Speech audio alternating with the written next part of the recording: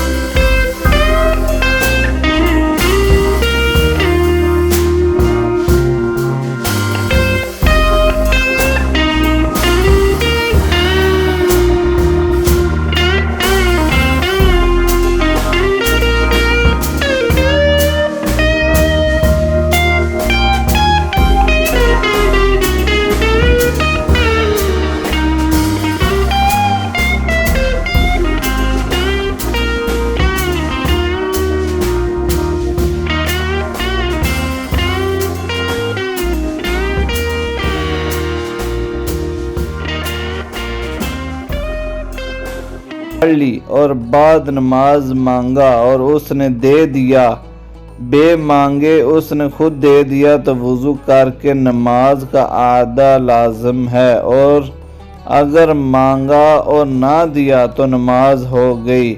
اور اگر بعد میں بھی نہ مانگا جس سے دینے نہ دینے کا حال کھلتا اور نہ اس نے خود دیا